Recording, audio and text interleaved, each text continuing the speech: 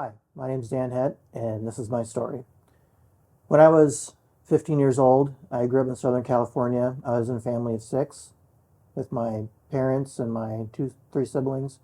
My older brother and sister, Dwayne and Debbie, had moved out of the house at the time. Doug, my brother, who was 2.5 years older than me, was still at home.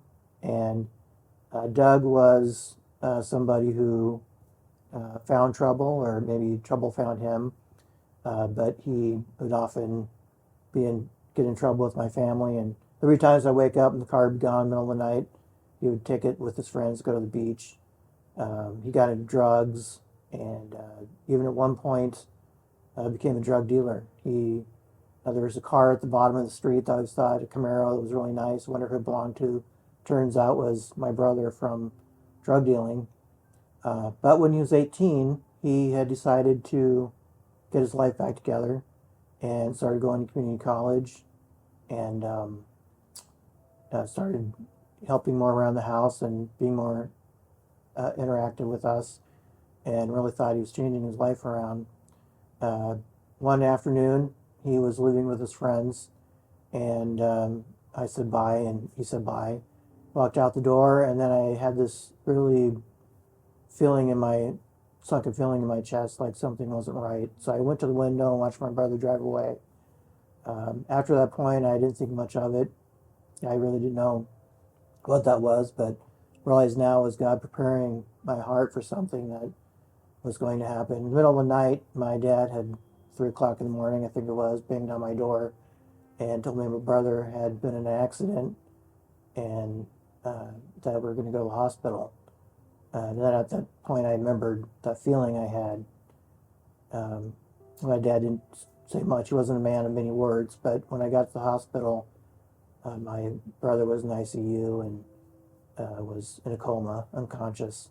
Turns out he was in an accident with his friends. The car had spun out and hit a tree, and hit his brain, had shattered. And so basically, there wasn't much hope at that time. A week later, my mom had gathered our family together, and she decided that it was time to turn off life support, and that's what happened. It was about 2 days for my 16th birthday. My 16th birthday came and went, and I didn't bring it up. My parents didn't say anything, and I didn't feel like celebrating at the time. Uh, it was devastating to our family, and for me, being only 15, turning 16, there was a huge hole in my heart. And I realized at that point I had a decision to make after dealing with these things for several months, that I could either reject God, because I was angry at God at the time. I could reject God and go into things my brother had gone into, and just go into what the world had to offer, or I could try to dive further into what God had and let Him change my life. Obviously, being here, the answer is that I chose to allow God to fill my heart and take that, let His peace and comfort fill my heart at that time, and so it was difficult, but the more I allow God to change me and reflect it, I think it's those times in our life in hardship that really help us to grow closer to God quickly. And it's a strength that I now have with Jesus that will never separate me.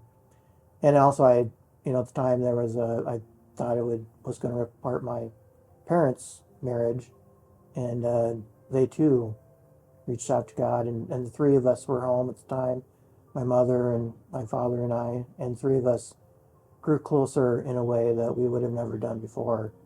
And it was God's blessing that we grew so close together.